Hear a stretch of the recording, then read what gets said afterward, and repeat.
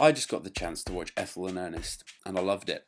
In order for me to express why I enjoyed the film so much though, I need to open by saying that I'm not a fan of UK animation, particularly when it comes to animation for entertainment.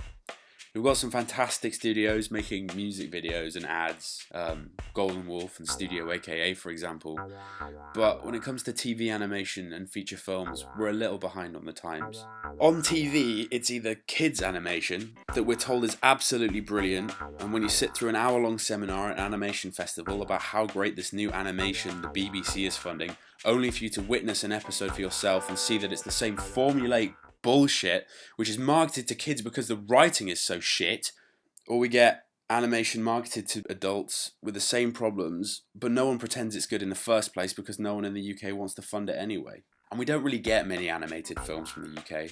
Sure, we've got Aardman, but they're nowhere near as great as they used to be in their golden age with Chicken Run and classic Wallace and Gromit. I didn't like their Pirates film. I thought the story was incredibly weak and only relied on a famous set of voice actors for advertising. So, needless to say, it's a welcome sight when I watch a truly fundamentally English film, which not only uses animation well, but with a really strong story.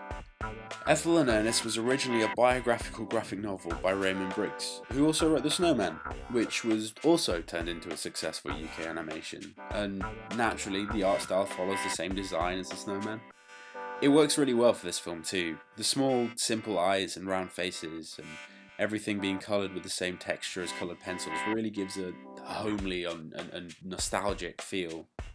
It tells the story of his parents from their marriage in 1928 to their death in 1971 and shows how they personally respond to issues such as World War II, the start of the Cold War and class struggles.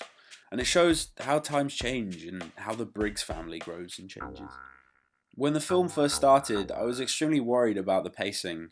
Within the first 10 minutes, Ethel and Ernest had already met, gotten married and bought a house together, and I was extremely concerned about the fact that neither of them had much character built around them.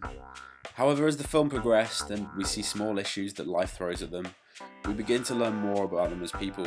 One of my favourite moments is nearer to the end of the film, where they're both sat up at night watching the moon landing, and while Ernest is clearly fascinated, Ethel lacks all understanding.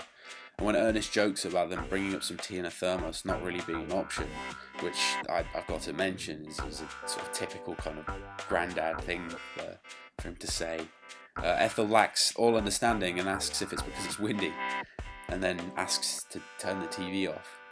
And it's historical elements like this that, despite their historical importance, are brushed over because of their personal relevance to the characters that really drives home this kind of real nature of the film.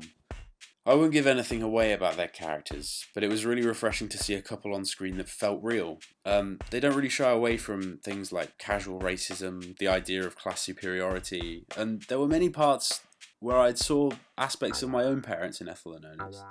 There's a lot of banter about Labour or Conservative ideas being, better than each other. And it's something that my family has discussions about quite often. Or their amazement of new technology, while, their son naturally has a more up-to-date view of it and kind of takes it for granted.